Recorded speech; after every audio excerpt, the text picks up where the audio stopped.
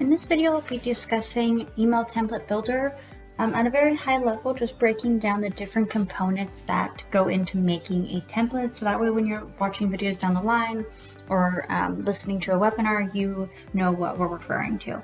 So we're going to go into your Email Template Builder. Now there's a few different structures and they kind of all build on one another. So the first is going to be structures. These are the different types. So this will be the first step that you would do if you were going to build a template completely from scratch. So you will drag and drop to wherever you want it to go. So it'll say drop here.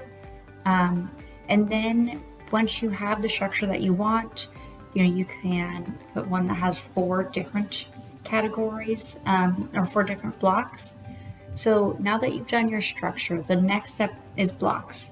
So before we go into blocks, there is kind of a shortcut, you could say. So you can see these 3 options. So you can add an image. If you click this image button, it'll automatically prompt you to add an image. I will show you down here what the other 2 options are. So here is going to be text. So if you click that, it'll prompt you to do add text. And then the last is a button. So you can select that and it'll allow you to add a button. The next part of this is going to be the blocks, which are the kind of different things you can put in a structure, like an image, a text, or a button. So I'm going to go ahead and delete this to make it easier to follow. So again, I will start over. I'm going to just insert a structure. This is just what I did in the very beginning of the video. And then I'll select this blocks and I'll choose what I want to add. So maybe I want to add a banner, or if I wanted to add a menu. There's a lot of different things. Video. I really like this spacer. It makes it really easy to kind of, if you have a lot of text here and you're trying to break things up, it really helps that flow of the email and keep things in their own areas. You can add your social media if you want to do that. So there's all these different blocks, and these are just essentially go into the structure and then decide and they kind of prompt you into what you're going to put into that box. There's also modules. So what this is essentially after you've selected your structure and you've selected your block, you can save what you've made, and then that way moving forward, if you're going to make an email down the line and you need your social media, you don't have to do those steps I just showed you. You can just have them saved and you can drag and drop them. So modules are essentially your saved little mini parts of an email. So here we have the social media sites that I put right here.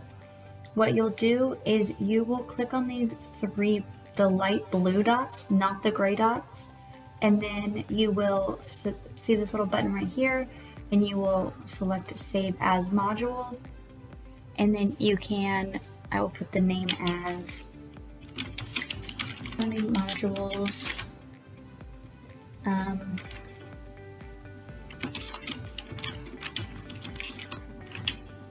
So you can name it and put the descriptions and tags for whatever is necessary. Then you will hit Save.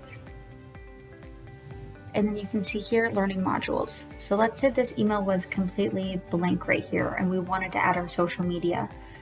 You would just select it, drag it, drop it, and you don't have to do anything else. You can just drag and drop it.